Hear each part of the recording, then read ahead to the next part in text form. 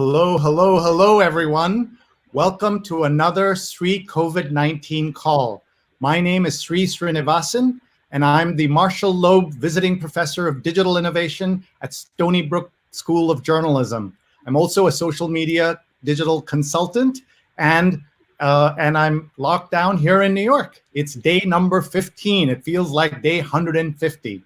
I am delighted that you could all be with us despite the circumstances. We're live right now on Facebook, on Twitter, on YouTube, LinkedIn. Please find me on those platforms and hit share. If you're watching, tell us where you're watching from. Tell us what it feels like right now where you are. We're taking the pulse of the planet right at this moment. We have people coming in from all over. Just tell us where you are. Tell us what you're up to.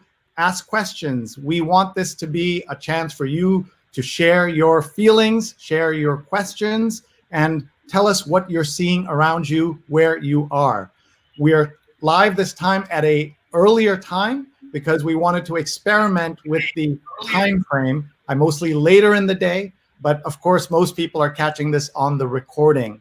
I come to you now live at Friday morning on day 15. This means it's early in New York, but we just got the news a few minutes ago that Boris Johnson has tested positive. And that's one of the issues we'll be talking about today. The topic for today comes from a question that I got the other day. Someone said, will this change everything? But the question is, will this change anything? After this is over, because it will be over, we have to believe it will be over. The question is, will we as a species have learned anything? We as a people, we as governments, and will we change? Will we change the way we prepare for pandemics? Will we change the way we treat our workers? Will we change the way we go out? All of this are going to be things that we can tackle today, right now. We have people coming in from everywhere. Please tell us where you're watching from. You post your comments in the stream you're in. And I'm going to ask my guests to make sure that they're posting on their platforms as well. I've had extraordinary guests over the last 14 days, 35 guests from 3 countries and 7 cities. And we've even had 5 physicians join us in the middle of everything going on. We're just so grateful to everyone for being here. There you can see on Twitter, someone's watching from Germany. Tell us where you're watching from right now, and please hit share. My name is Srenivasan. My email address is sree@sree.net, SREE@SREE.net. I'm on Instagram as Sreenet and on YouTube as Sreenet, and you can find my archive there. You can just go in and easily pick them up there. So please subscribe on YouTube if you get a chance. So now let me bring you our guests and tell you about them. I see Marco Greenberg is here. Good morning. Good morning, Sree. Tell us, Marco, where you are. I am in Great Barrington, Massachusetts, which is in the southwest corner of the state, otherwise known as the Berkshires. And we call it the Berkshires, not the Berkshires, although the derivation is clear. It was voted a few years ago by Smithsonian the #1 small town in America. Unfortunately, today it's feeling more like a ghost town. And just to be clear, I am wearing a Nike swoosh, but I do not have an official endorsement deal with Nike yet. Hopefully that's on the floor. Yet is the key word, because after they see this, they're going to want to sponsor you. Our friend Amjad's watching from DC. Deborah's watching from the Hudson Valley. Japheth's watching from Berkeley. We have someone watching from Chicago, Bremer 99. Vincent's watching from Chennai. Folks, post your comments. Tell us how you're feeling, what you're thinking about right now. Share this with your friends, a global conversation. And now let me introduce you to our other guest. There's NELUFAR. Hi, NELUFAR Hedayat. Hi, how are you, Sree? Where are you right now? I am coming to you from London town, from East London, from my home here. As you just mentioned, we've had the big bombshell this morning of our Prime Minister Boris Johnson, having contracted the coronavirus. So it's a bit of a busy news day. I'm a journalist and I make podcasts for Doha Debates. I make the course correction podcasts. So I'm just trying to get my head around the fact that we are now going to live in a country where the leader of our country is in quarantine. I'm not sure if I know anyone else in that situation. Maybe people can comment if their governors or leaders or local assembly members are in quarantine, but it's a bit of a big deal for us. So I'm just reeling from that knowledge. Yeah, and thank you for making the time in the middle of everything you have going on. We should also point out Prince Charles tested positive, and this week has just one headline after the other, and it's kind of hard to keep up. And that's part of the reason we brought our two friends here together to talk about their own work in the context of what's happening, their insights from the work that they're doing, but also how does one think about the future in the middle of a crisis? It's easy to think about the future after the crisis or what's going to happen. So I wanted these two thoughtful people to share their ideas with all of us. Folks, tell us where you're watching from. Please share right now. And NELUFAR's podcast, we are going to try and play a couple of excerpts from that in a little bit. And Marco has a great book that we haven't even mentioned yet. So Marco, I know your chyron there says author primitive. I would have preferred if it said Marco Greenberg primitive. Well, I think we're all a bit primitive now, Sree. I mean, this is certainly a primal time. My book, which is published by Hedyat, is entitled Primitive: Tapping the Primal Drive That Powers the World's Most Successful People. It's a little bit career book, a little bit self-help, a little bit business with some memoir sprinkled on top. And I do think, although it's a very difficult time to be launching a book in this environment, certainly there are exponentially more important things going on, including what we're talking about today with COVID-19. I do think it kind of taps into a primal spirit that we all have, right? We're talking about our mortality. We're talking about being hungry. We're talking about concern of our vital health and biomarkers and the importance of family coming together. So perhaps that's one connection that we can delve into.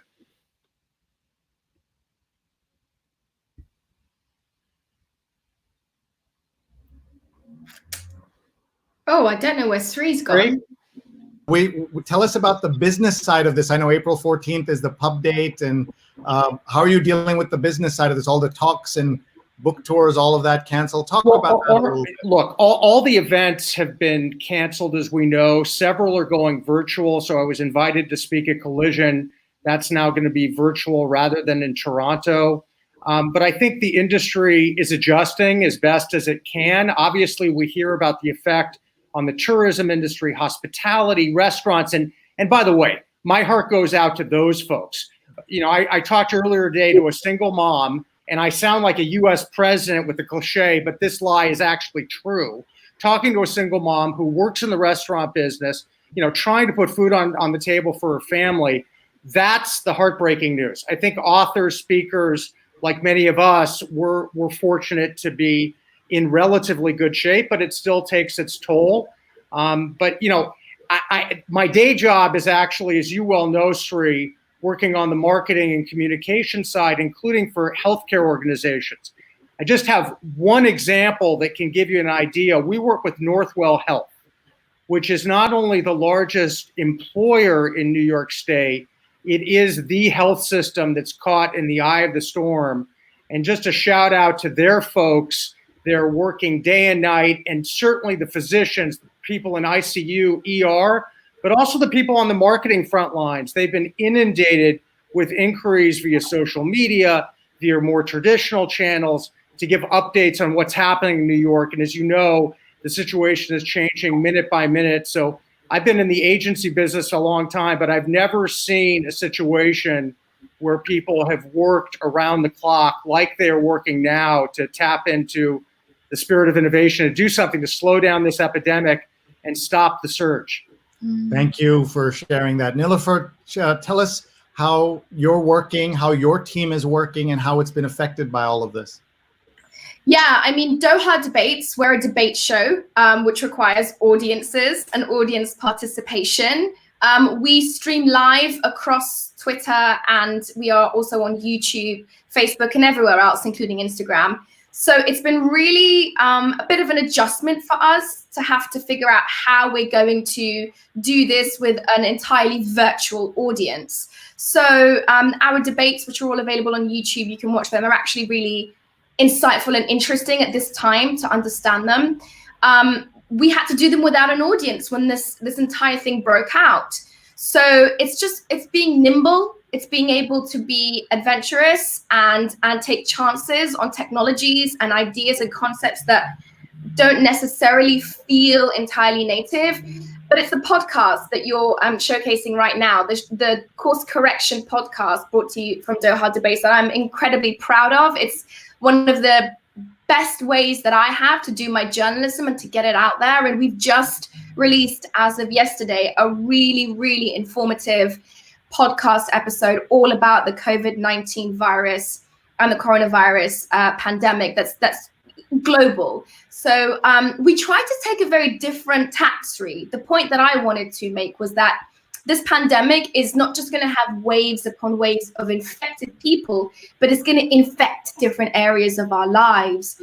And I spoke to two very, very good friends of the Doha Debates, Dr. Parag Khanna, who's based out in Singapore, and terrific, yeah. Hickle, who's astonishing, and Dr. Jason Hickle, who's based at the University of London here in the UK, and they have different opinions, different views, but they could both agree on one thing, that this is going to change our life experience, that this is going to change every aspect of how we, in fact, Dr. Parag Khanna, I mean, not to spoil the episode, you should go and listen to it right now, wherever you get your podcasts. But Dr. Parag Khanna makes a really, really interesting prediction about COVID refugees. So that's all in the podcast that you can listen to right now.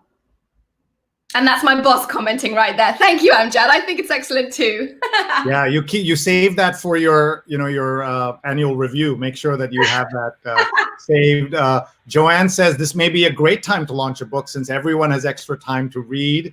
And a question here that's come in: when do you think a timeline will be to return to normal? Jobman23 asks. So let me ask each of my guests that. What do you think about that, Marco? And then we'll go to NELUFAR. Well, I appreciate the comment in terms of it's a great time to launch a book. Certainly, we all have more time to be either secluded or secluded with our families. So certainly, we don't have a lot of the distractions that we usually have. We don't have those crazy long commutes and other things that actually we're thankful not to have. At least some of them are. Some of us are. I do think in the case of my book, I think the relevance really happens when we emerge from our respective caves, right? So that we can get out of our apartments again, that we can get out of our homes. Obviously, there's a huge question mark as to when that is happening, but eventually it will happen, and we'll squint out and see the sun again. And I think part of at least what I'm talking about this book, and I don't want to be an obnoxious author just plugging my own stuff, but one thing that might be germane is that it's interesting that when we talk about job hunting, right? We call it job hunting. We talk about headhunters. We talk about being proactive and taking the initiative. We don't talk about fishing. We don't talk about just throwing a line out in the water. Unfortunately, though, that's what a lot of people do. And you both know this, Sree, especially with your expertise in social media. There's a whole generation, multi-generations of people that post on Indeed, post in LinkedIn, and hope the world is going to come knocking on their digital door. And it doesn't always work that way. What I'm seeing horrifically, and I just got 2 texts yesterday. One friend had his salary chopped in half. The other friend had a 20% reduction. But the friend who had a 50% chop in his salary is in a workforce that's been 90% laid off.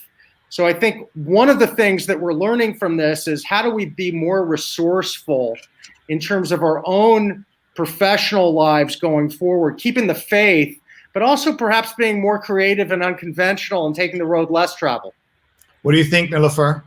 I'm loving seeing I've never used this StreamYard thing before. So this is all new to me, Sree. Thank you for introducing it to me. But I'm loving the comments coming in. Thank you all for your comments. A lot of people asking about how people should cope with the changes now versus how we're going to have to deal with things after the pandemic part of this. That is to say, the global quarantine, the global medical crisis is over. And I think we will be feeling the rippling effects of the coronavirus many, many years into the future. From the experts that I've talked to, from the things that I've read, I think we're going to be reeling from this for quite some time. But in terms of how to keep yourself sane and occupied now, I'm changing my daily routines, but I'm creating a routine. So whether I like it or not, I'm still doing certain things at certain times of the day. Sometimes it feels for no reason, but like I'm getting dressed as though I'm going to go to work or do something every day. I'm trying to do things around the house that I always wanted to do, but I never could. I painted my entire staircase over the last 5 days just to keep the boredom at bay. Because I think if you are a creative, and I think a lot of us are here, and your audience is watching, this kind of environment is stifling. I love my house. I love where I live, but I haven't been touched by another human being. I haven't had a hug from my mother. I haven't been able to do normal things. So. And the only other time I've experienced this is when I've been out on the road making my documentaries for Netflix and Amazon Prime and all that, where we miss things like human contact. We don't talk about that enough. And I think keeping those elements of the humanity in is really important. And just to the people also asking where they can get the Course Correction podcast, you can get it basically everywhere. It's on the podcast app. Over on iTunes, podcast app on Apple. It's on every basic platform that you can imagine. You just need to go on the Doha Debates Twitter account to get that link. But I think that's one of the things that's really important, that as we begin to adjust to these, and I'm thankfully not affected in any serious way. No one I know is seriously ill. No one I know has been hospitalized. But I had a really tragic experience yesterday that I want to talk about, if that's okay with you, Sree. Please. It was my mother. And this is going to be weird, but I'm just going to be honest about it because I don't know how else to be. My sister is quarantined here with me because we just wanted to keep my parents in a little bubble as much as we could. And we went over yesterday to just say hi. And my mom and dad were acting as though we had some kind of rabid disease, and even were reluctant to let us in the house. So that's my mum and dad. Those are the people who birthed us, behaving in ways that are very unfamiliar to us. And it made my sister very upset. So I think in these moments when we're cooped up, when creative folks aren't able to express themselves, we have to be so forgiving of ourselves and of the people around us. So I'm just really thankful for those kind of small mercies of having my sister here with me, having a routine, being able to make the podcasts. And I don't know how everyone else is coping. I'll be intrigued to see what everyone else is doing, but it's those small mercies that are keeping me going. Wow. Now, Sree, can I jump in for a sec? What NELUFAR, what you said about your parents was so poignant. And I'm actually having a different experience with my 81-year-old mother, who, as fate would have it, we moved her out of her nursing home in Los Angeles, California, actually Culver City, California, if I want to be precise, right across from NPR. Let's give them a shout out. And we moved her here to Great Barrington, Mass. And literally it turned out to be the last day that we were able to get people out of her home. So my heart goes out to you in terms of the social isolation that you're feeling right now. Fortunately, sometimes not so fortunately, I'm surrounded by 3 growing children, 21, 19, and 15, my 21-year-old's boyfriend, my wife, and 2 dogs and 2 cats. So there's a lot of, there's probably more actual hugging going on right now at my household than has gone on in a while.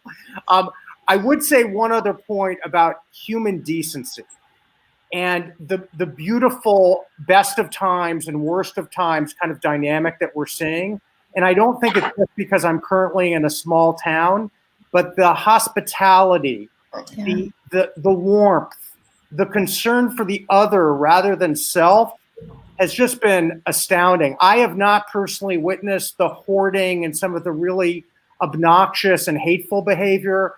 I've witnessed a lot of love, and my son, as an example, is out on the front lines, not as a healthcare worker, but boxing groceries full time in the local market. And part of me is very concerned about his own health.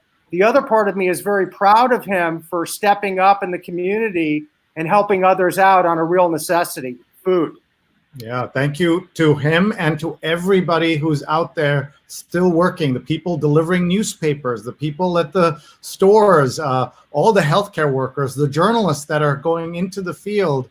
I think we saw the stark difference in how journalists are being appreciated at the moment. The Prime Minister of Canada thanks journalists for what they're doing at this moment. And we're just going to read some of the comments here, folks. You can see them on screen. Amjad says, I haven't seen my mom in person for 3 weeks now. It's hard. It really is. My parents are in Kerala, all the way out in India, and it's very difficult to be apart from them. And Bremer99 says, Nilüfer, you should have your parents watch this. It may help them feel more safe interacting with you. That's right. You should be messaging them right now.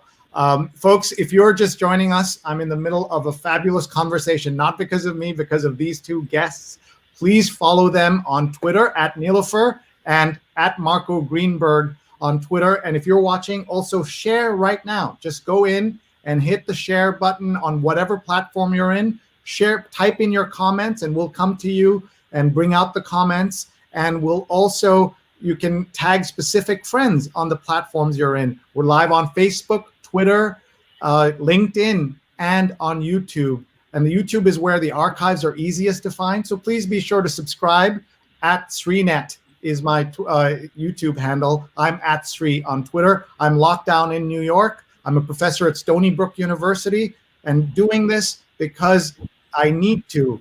Several people have posted how this is an uplifting experience every day in their lives. I'm so touched by that, but I need this, folks. I love my family, our foursome here, well, and our dog Tara, our fivesome here, but I need this every day to, we're all going from one Zoom call after another. Those work calls are important and useful, obviously, but this is my way to connect with the world, and I'm really grateful to that. Deborah says we can choose kindness in times of crisis. And someone else recommends family video chat. Did that yesterday. Lots of people are doing that. I heard about having, people are doing dinner parties where everybody sits around. I also saw people are watching the same film on Netflix and then having a conversation afterwards. So people are being creative right now. Amjad says a puppy would be nice about right now. And we have one here, a 4.5-year-old named Tara. The.Tara is her Instagram. So if you want to follow her there, you can. But thank you all for joining us, for being here. And now I want to get to the question at hand. Will things change? And Nilüfer did a podcast where she got to ask this question. So while she's speaking, I'm going to try and cue up some of the audio, but let her just speak and tell us what your attitude is. Will things change? I saw a great comment here from Pradnya watching in suburban DC. She says, well, 9/11 happened, and now we have to do idiotic things like taking off our shoes at the airport. I wonder what lunacy will occur in response to this pandemic. And we'll also come to Marco on that question, but let's start with Nilüfer. Thank you, Sree. Well, as far as I am concerned, I have been on isolation going on 14 days now. So this will be my 14th day. And I take it very, very seriously. I was born in Afghanistan, in Kabul, during the war there between the Taliban and the government. And I was a refugee for quite a lot of my life, from my young life up until the age of 6 or 7 before I ended up here in the UK. So I have a deep connection to the global South. I know what my family in Afghanistan are going through right now. And they don't have anyone who is going to be giving $2 trillion packages of relief, or what we're doing here, which is building entire new hospitals in conference centers in Afghanistan, in places like Nigeria, and places like Peru. You are more dependent on yourself and your local community. So my work and the work that I do is very much focused on people in the global South and what they're going through. And that is one of the biggest sort of reasons why I am with the Doha debates is that's what we focus on. We focus on understanding this from a global perspective. So as you cue that up, I'm just going to say this, that I was really keen to get a perspective from these two experts whose opinions I value so tremendously, to understand how this is going to impact the global South and what hope there might be for us going forward. So if you play the clip, I guess we'll hear what they have to say. Yes, thank you. Let's play this clip here. And this is from the Doha Debates Twitter account. And do you want to set up who's speaking and what's about to happen? This is from Parag. So Parag Khanna is, so he's a database strategist and he helps out with policy. He's written a ton of books. I'm a massive fan of his work. And Parag is trying to help us understand the global context of this pandemic. Remember, Parag is based in Singapore and they've managed this particular outbreak, this pandemic, in an enviable way. So this is Parag talking about that. A lot of people are going to say, why do I live in this red zone? Why do I live in a country where, I pay taxes and I make sacrifices and there's no good medical care and I don't even see that my government has learned from this experience? I'm getting out of here. Subscribe to Course Correction from Doha Debates, wherever you get your podcasts. Nice plug in there as well. I should just say about Parag, he is incredible. He was named by Esquire magazine as one of the most important people for the 21st century. That's how important he is in terms of influence and what he's doing in terms of thinking about the planet. So I'm so glad you were able to get him. Tell us how the rest of that conversation went and what else they can learn on Course Correction. And I love the name of the podcast too. Give us that origin too, please. Thank you. Yeah, well, the name of the podcast, I think is from my brilliant creative director, Japhet Weeks, who is watching as I speak. So I'm on my best behavior here. And Japhet's astonishing. He kind of does a lot of the creative stuff for the Doha debates. I think that's where it came from. But the point of Course Correction is this. We have 3 chunks. The first chunk is me doing a challenge to change something that I see in the world. For example, I might be disgusted by the oceans full of plastic or by the way that gender inequality plays out in the global context. So I will challenge myself to live in a different way, to behave differently, to know the problem. Then in the 2 sections afterwards, we speak to a world-renowned expert who doesn't live in the global north, who is spread out across the globe. And in the final section, we speak to someone who's directly affected by the problem. So the podcast is a very immersive one. Now, in terms of how the conversation went in the COVID episode, we wanted to understand at Course Correction what the long-term effects of this pandemic will be.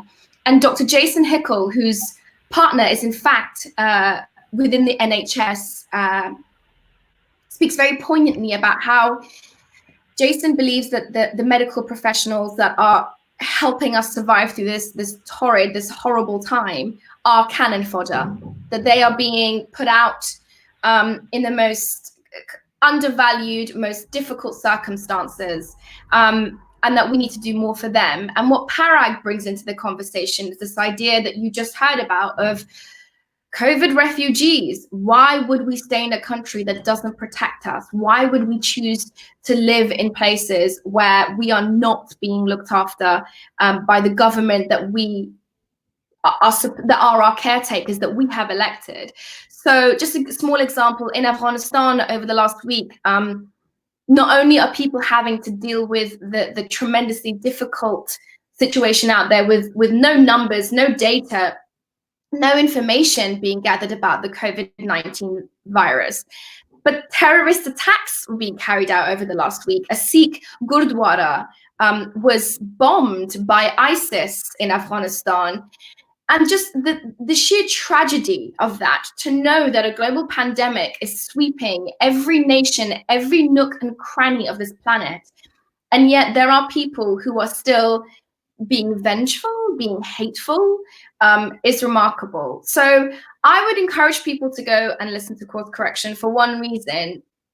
In moments like this, with a pandemic at the front door of all of our homes and houses, it's a challenging time. We can feel completely helpless, but there's always something that we can do. So we take that ethos of the Doha debates about a solutions-based situation, a solutions-based program, and we apply it to the wider world. How can we as individuals tackle some of these disastrous situations and scenarios? So climate change is a really big one. Conflict resolution is another big episode that you can tap into. And all of these episodes are basically designed to help us feel like we can do something in times where almost everything feels like it's out of hand. Here's a comment from Twitter, and this person says, "NELUFAR, you're right. The developed countries need to be disciplined so we can help the less fortunate." And this is something that we are hearing in the US, that you don't need to panic buy yet, but people are doing that. And the panic buying is causing other panic buying.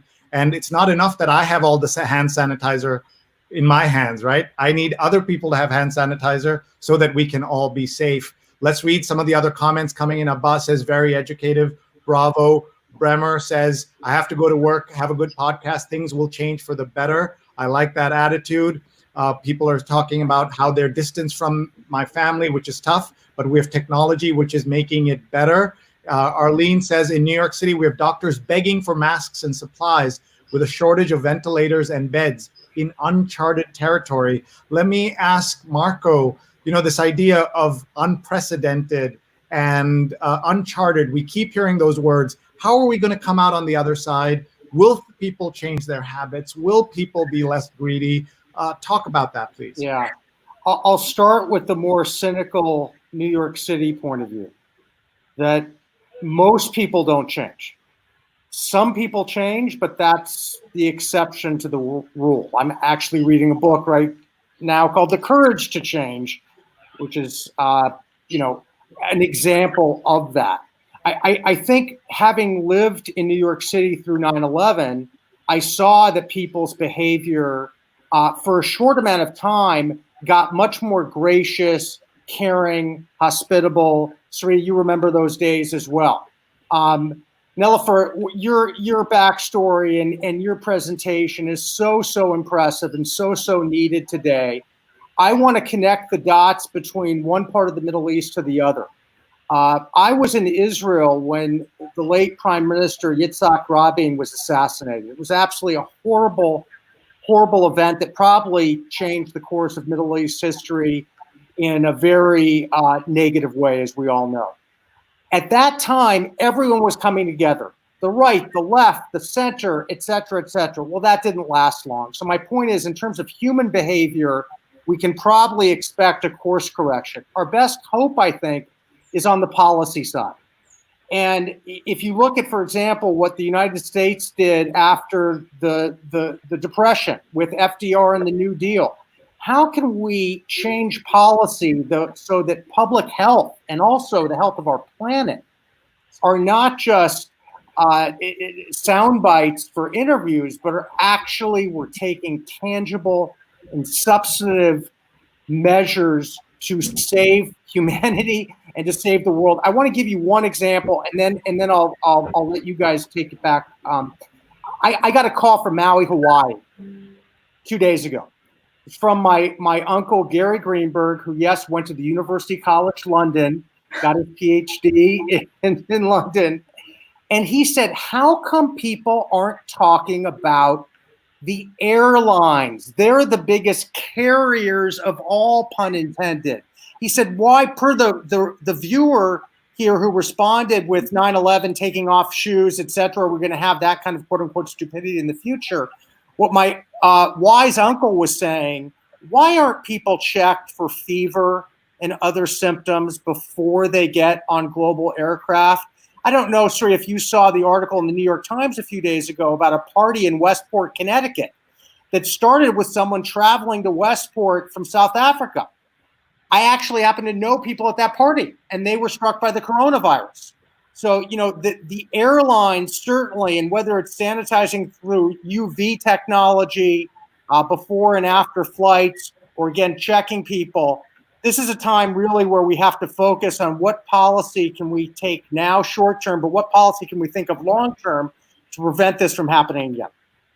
Yeah, this is such an important conversation. Folks, More than 5,000 people are watching right now live, which is incredible. Thank you all for watching. This is so important. Please share right now. I'm going to give our speakers a moment to just go back into their feeds, make sure they tag their friends who should be seeing this. You have friends who should be joining us, who should be paying attention to this conversation. And we do this every day at a different time. I'm still trying to figure out what's the right time because I have my client work and things like that. I had a radio station, by the way, contact me and say, we'll run you live simulcast if you will do it at the same moment every day. And I just can't do that yet. If someone was paying for it, I could, but I have paying clients that I need to be dealing with and family and all of that. But this is all to say that I am grateful to everybody for their attention, for sharing this, the wonderful comments that have been coming in from all over the world. And look at this. Pradnya says, I just bought Parag Khanna's book, The Future is Asian, and my version of panic buying. So right there, we made a sale. And the importance is not the sale part, though I'm sure Parag is grateful, but that we're sharing useful, valuable, helpful information in a time of great panic and great confusion. Please keep posting your comments. I will read them all. I also want to say here, Stacy says, we will not have positive course connection with panic buying. So right there, we made a sale, and the importance is not the sale part, though I'm sure Parag is grateful, but that we're sharing useful, valuable, helpful information in a time of great panic.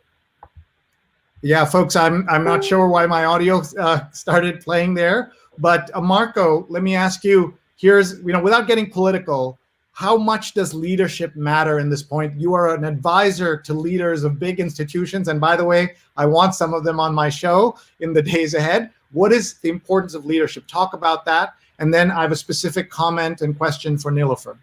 Well, first of all, Sree, the leaders that I'm fortunate to work with, especially those in the healthcare community, you can be sure I'm going to ping them after this show and encourage them to be on your platform because it's super, super important. No secret here, I do not work with or affiliate with the leader of the United States government at the moment. I think, though, it raises a larger point about the lack of responsible leadership. Too often we're seeing, unfortunately, like a lot of things, and this is an American-centric position, so NELUFAR and others forgive me, but we're really seeing this unfortunately play out in a partisan way. And there are a lot of people in these United States of America that think this is a gross overreaction, this is not necessary, this is some conspiracy to undermine the Trump base. I have to say, when I first heard about Corona, I thought maybe it is an overreaction. I've since realized we have to listen to our public health officials completely. And if anything, it might be an underreaction according to people that I know who are in the know. So I think great leadership is needed now more than ever. And I think we have to look to people like Bill Gates. I don't know if you both saw the clip from CNN, but to see what he's saying at such a time, my gosh, what a hero he is, and what an amazing leader that he is, not just what he's done in the technology community, obviously, but moreover for philanthropy, for the world. I'd just pick one illustration of what Gates said, though, that is a challenge. And he said, look what's happening in South Korea. Look what's happening in China. NPR today reported on really hypervigilance in Jordan, which is great to see. My concern is that in America, a country that prides itself on rugged individualism, are they really going to listen to their public health officials? And if they don't, that's putting everyone's life in danger. So that's a real big ongoing concern, and we still don't have the answer. Yeah, thank you. I just want to tell everyone, remind them of our guest. That's Marco Greenberg, at Marco Greenberg on Twitter. Follow him. He's the author of a book that's not yet published. It's coming out, but I believe you can order it right now if you go. It's called Primitive, Tapping the Primal Drive That Powers the World's Most Successful People. Can you give us one example from the book of somebody whose leadership you really admire? Absolutely. Well, we say primitives are roaming like our ancestors, right? We're relentless, we're oppositional, we're agnostic, we jump from field to field. We're messianic. We believe that we have a higher calling in terms of a professional life. We're insecure. We're a little bit nuts, crazy in a good way, and we're gallant. We do care about the other. I think Bill Gates is a great example of that. Let me give one illustration from the book, which is in the chapter Insecure. And we profile a woman who actually runs marketing for YouTube in EMEA, right? In Europe, Middle East, Africa. She says she's the most insecure person she knows. In other words, she's fighting the trend and the tide that says it's all good. It is what it is. Ricky Drury, on the other hand, believes that paranoia can actually be a virtue, that we should weaponize and embrace some of our insecurities rather than ignore them. And I think at this time in our history, it's humbled all of us out, right? And we've realized that we're just little specks on the planet and we're not masters of the universe. And with all due respect to the icons in the Silicon Valley who are investing in startups to help us live forever, that's not going to happen. So instead, I think we have to embrace our mortality and realize that those basic primal needs of love, family, sustenance, safety are more important now than ever.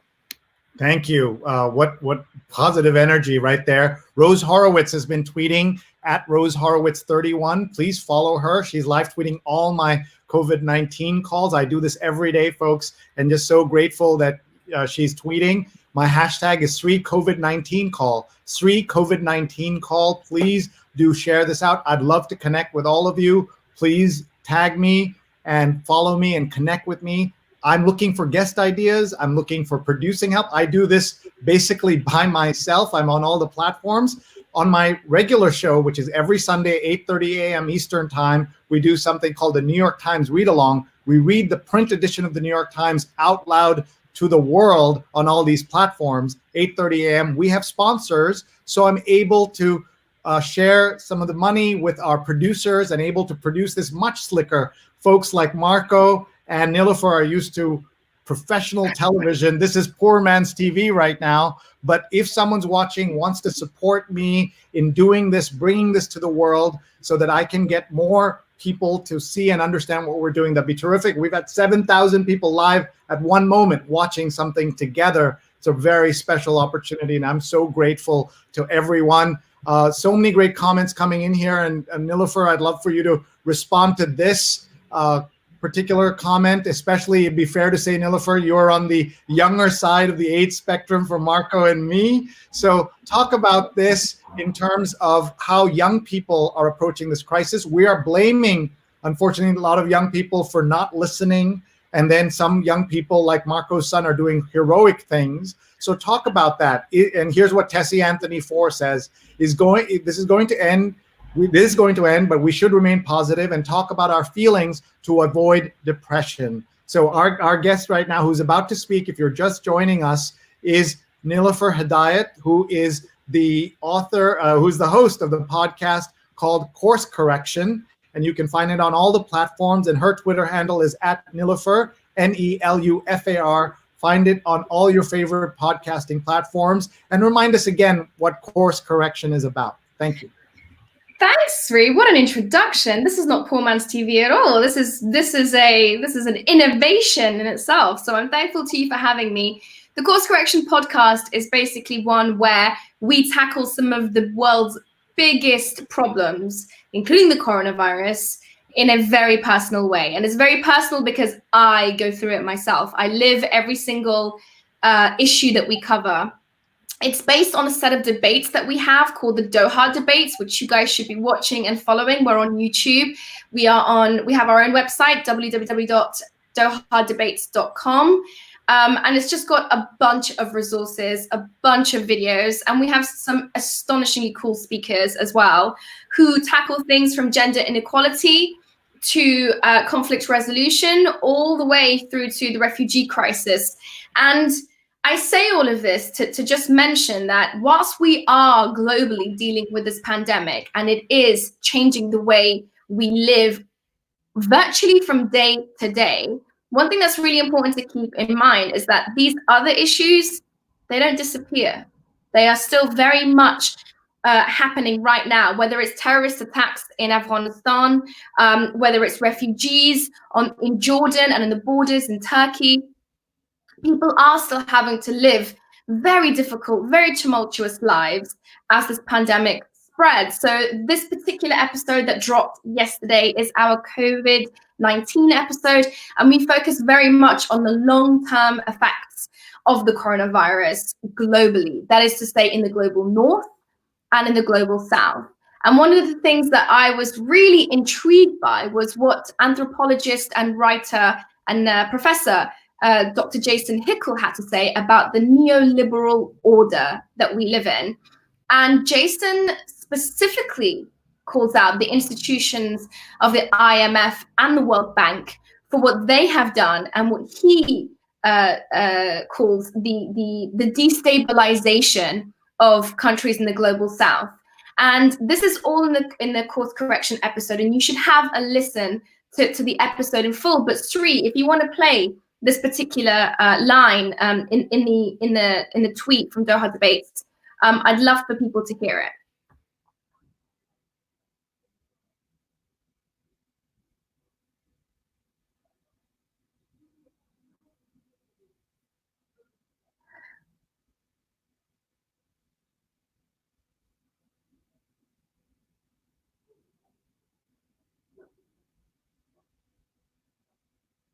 So I'm not sure if you guys can hear that.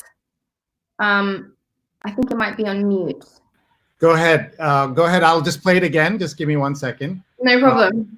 Thank you for that. You know, we're all learning this, and this is again why I say I need a sponsor to help. Yes, you do. Why don't you? Where are all these people sat at home twiddling? You want content? We're giving you content.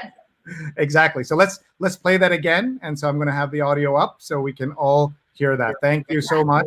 Crucial stuff. Countries in the global south in the post-colonial era were in the process of implementing the kind of developmentalist, social policy-oriented reforms that led East Asian countries to what they are today. They were then in the 80s and 90s prevented from doing so, and was reversed. Systems cut brutally by social adjustment program imposed by the World Bank and the IMF. So you had public healthcare systems slashed, you had education systems slashed, you had public spending slashed. And so the tragedy that made up the global south will be as a direct consequence of the forced imposition of neoliberal policy across the south during the 80s and 90s by the World Bank and the IMF. And there's going to have to be a reckoning there.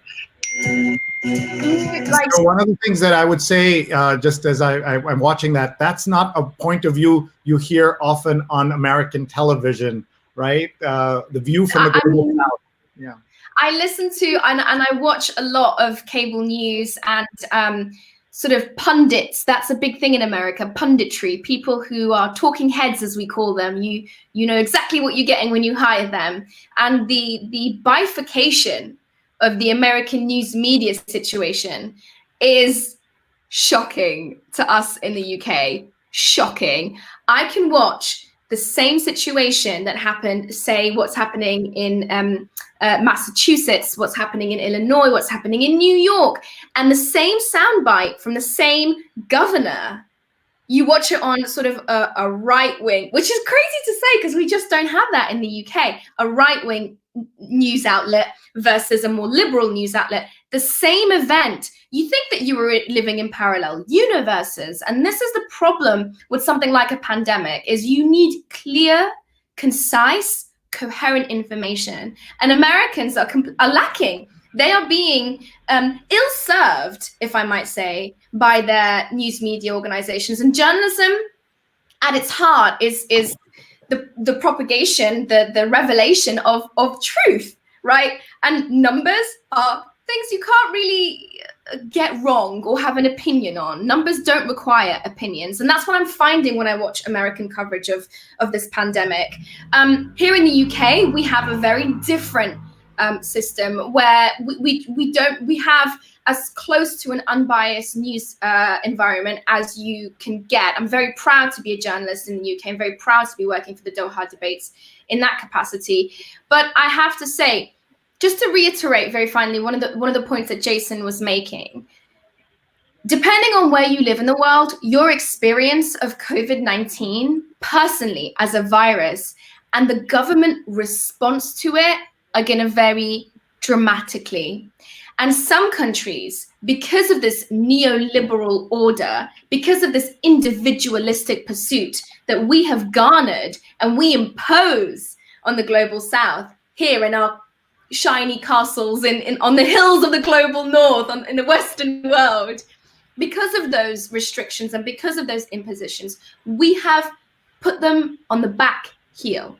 And this is a very fundamental point that Jason is making, that we have, in a way, crippled the response that some countries are able to have because we have imposed these draconian methods of regulation and money lending across the world. So Jason's work is exceptional. He also has a book out. I guess I'm kind of working as a saleswoman here for Dr. Jason and Dr. Parag, but his books and his tweets, and you guys should follow him. He's at Jason Hickel, I believe. But this idea that, yeah, we could be self-harming like the United States appears to be doing at the moment with the lack of a response, but globally we could have imposed certain restrictions and rules that are going to mean that governments can't respond in the ways that they should and the ways that they would want to. Thank you. I just want to go for a minute onto LinkedIn and share some of the things there, because they're kind of extraordinary set of comments there that I just want to read for a minute. Let me just come down here. Sorry. One of the things that I'm seeing here is that people are feeling really troubled, right? And so here's Hal Wiener writing that he's a licensed New York City sightseeing guide and visual journalist. I'm 85 and typing on an iPhone is hard for me. We fled New York and I'm in rural Pennsylvania. And I worry, we talk a little bit about young people, but old people, we only think of them that we just worry about them being, shut them in to keep them safe, but they also want to interact. They want to use this technology. They want to participate. And that's not always obvious about how they can do that. And that's certainly one of the issues I think we're seeing here, but with people from all over the world here. Hal, by the way, says hiding out from the virus. And Brian's watching from Texas. He's a doctor. Brian, if you're still watching, thank you for your service. He says he's clapping along. Sharon says listening from Philadelphia, where we're told coronavirus won't peak till June. It's so hard to hear that. Matthew's asking, how's New York? New York is in lockdown. Gabriella is in Argentina. People are having conversations right there on my LinkedIn. So please do connect with us on all these platforms. This is what makes this opportunity so special for all of us. We have just a few minutes left. I want to make sure that we are reading as many comments as possible. Here's a comment. The global South is suffering from privatized colonization within the framework of neoliberalization. And another comment, contemporary problems in global industrial relations. And so many thoughts and questions come to my mind, but I want to leave both of you with an opportunity, enough time to share your questions and share your comments. And I'd also like each of you to ask a question of the other. So while you're thinking of a question for the other, let me just remind everybody what we're doing. Every day, 7 days a week, I'm on these 5 platforms on Facebook, Twitter, YouTube, and LinkedIn, and occasionally on another platform as well, another line as well, using technology called StreamYard. And we just took our social media weekend conference, which was IRL, in real life. And with 10 days notice, we converted it into an online global conference. And you can all find that information on smwknd.com, social media weekend. We'd love for you to check it out. We still have recordings of that and online education still going on. So I hope you will check that out. It's also on my Twitter feed. But the reason I'm telling you that is in this time of incredible change, we have to be resilient. And this is my tiny attempt of doing that by participating in these shows. I do them every day, not for myself, but for everybody who is watching, but also for myself, because I need this. And I'm so glad that so many people are watching from around the world. Thank you, and thank you for the platforms that let us do this. And we've also seen the internet's kind of gone in and out there. There was outages on Google yesterday, which is kind of surprising to many folks. But this will happen, folks, that you are going to see the internet go up and down, electricity go up and down. But we have to thank our workers, and that's really important. Every Monday's show is dedicated to economic hardship and workers coming out of this. Do think of people who are working while the rest of us are sheltering. They have no choice, because America is, in America, a country which claims to have best in anything, the only industrialized country which doesn't have paid sick leave for every worker, the only country that doesn't have guaranteed maternity leave for every mother. Just the stats are staggeringly scary about how America treats its people. But at the same time, I'm sorry to say, in our comments, we are seeing people saying things like, oh, everybody's in it for the money, they're going to wait for the checks. People are exaggerating even right now, and Marco talked about this earlier, about disinformation, misinformation. That's happening even now. In my little world here, people are making a point to be kind of trolling other people, and it's so sad. So I'm going to give each of you a chance to speak a little bit at length, and also ask the other one a question. We'll start with Marco, and he will share his kind of final thoughts, and then throw to NELUFAR with a question for NELUFAR. Thank you so much, Marco, for being here. You've been awesome. Everybody buy his book, Primitive, What We Can Learn from the World's Most Successful Leaders. And let you go, Marco, by giving us a final thought at Marco Greenberg. Over to you, sir. Well, I have a quote in my book that goes something like this. The jungle may be bloody, but it is not devoid of love and loyalty. And that was said by a psychologist by the name of Judith Rich Harris. And I think we are in that kind of primal existential moment. And it's more reason than ever to think about other people. NELUFAR, what you said about the global South and the continued challenges and discrimination and neglect are more needed now than ever to be heard and understood and resolved. My question for you is, when are you coming to the States? Certainly after things calm down, I hope, but I did text Sree, and I'll share with the public, you are a superstar, and we need the message that you have in the Doha debates in the States. And there's one point around that I want you perhaps to comment on, which is there are plenty of surveys and research and statistics out there that show that a big chunk of Americans don't have an extra couple $100 to spend on an emergency. Certainly our heart goes out to the healthcare workers on the front lines and those that have been tragically infected with the virus. But we also have to think about the economic anxiety, the social isolation, the food insecurity. How are these people going to make it? How can they hold on? So that's both a question and also a final comment. Thank you both. I appreciate you so much. Honestly, Marco, I appreciate you so much. That's an astonishing thing to say. Look, I have the privilege of having had 10 years in this business. I've made documentaries. I've made documentary series. The Traffickers, Food Exposed. You can all watch that wherever you want. But the Doha debates is where I want to be right now more than anywhere else on earth.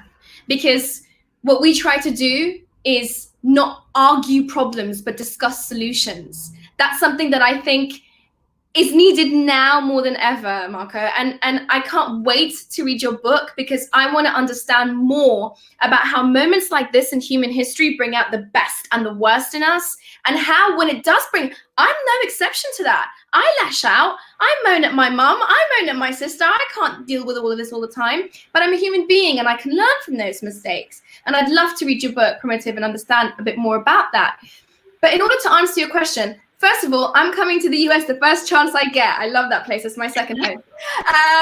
But more importantly, I think in times of greatest need, that's where, when you are called to politics, to policy making, when you are called into the medical profession, when you are called into industry and business, this is your moment to shine. This horrible, terrible pandemic that we are living through right now, that is costing people their lives, is a moment where we can all do something to make that difference. And, you know, to your point, which you eloquently put at the beginning of the stream, on the broadest shoulders lays the biggest burden. So those of us who we have elected into positions of power, those of us who are titans of industry and business, those of us with specialist skills, whether it's in medicine or wherever else, and those of us who are janitors, those of us who are street cleaners, who are selling newspapers, all of us can do something, but those of us with most power can do the most good. So I encourage anyone watching this who's in a position of power, who is able to do good, to do that. This is your moment to shine and to really bring out the best of humanity. And that is what I look to for some hope. At the end of the COVID-19 episode, which I will just wrap up by saying, my producer asked a very good question, which I wasn't even thinking about. And so she said, why don't you ask them what they're hopeful for? And I was just like, what? How could you be hopeful? How could you be hopeful? And I asked them that. And they both gave astonishing answers, but it made me think something. It is in moments of great peril where we can be the best versions of ourselves. And that is what is being called of us to do right now, whether that's staying at home or passing $2 trillion bills. We can do something, and we should. And I will ask you my question offline, Marco, because I think we've run over now, and I'm a journalist, so I'm looking at a minute over and handing back. Happy to answer it. Yeah, well, there you're seeing her course corrections podcast on Apple Podcasts, but you can find it on Storify, whatever your favorite, Stitcher, whatever your favorite podcast platform is. Folks, thank you to both of you, NELUFAR Hedayat and Marco Greenberg. They're both awesome, as you saw. What a great way to end the week, sort of, for some of us on Friday, some of us to start our day. Some of us are watching at midnight. My father's watching at midnight in India. Such great comments coming in from all over the world. I am so humbled and grateful that everybody's here right now. And even in the middle of all this, as we were saying some things that people should be doing, someone went in and posted Marxism. And you can't tell if they're saying advocating for it or accusing us of promoting Marxism. And that's the world we live in. After all of this, in the middle of everything, you can't be sure what people's intentions are. But I want to say I am hopeful that we will get through this. And what I'm going to do right now, just for NELUFAR's sake and for Marco, is I'm going to pick up my laptop and show you Midtown and downtown Manhattan a little bit that you can see right there. And I know how much it means to see that right now for all of you. You're looking at downtown Manhattan, Midtown Manhattan. I'm on the Upper West Side. And over here, you can see the Hudson River and New Jersey. So New Jersey is in the house as well. And I just want to say to both of you, thank you so much for watching. I'm going to let you both go. You can just step out of the broadcast. Thank you very, very much for your time, your attention, your wisdom, your hope, and just being who you are. Marco is a friend I've had for 20 plus years. NELUFAR is a friend for a week, but both of you show what exactly people can do when they're doing their best, and I'm very, very grateful. And folks, join us every day, including Sunday night, 9 p.m. Eastern, where we do our special positivity episode. We may have to make everyone a positivity episode, but we're going to have a great expert on that joining us every Sunday night at 9 p.m. Eastern. Remember, everything is recorded on each of the platforms, Facebook, Twitter, YouTube, and LinkedIn. But the easiest place to find all of this and find when I'm live is on YouTube. So SreeNet is my handle on YouTube. Please subscribe. I'm very, very thankful to our two speakers. Thank you, guys. I'm going to let you guys go. Thank you very much. Bye. Bye. Thank you. And I'll just say to everyone, thank you for being here. Thank you for your support. And please contact me. My email address is sree@sree.net, SREE@SREE.net.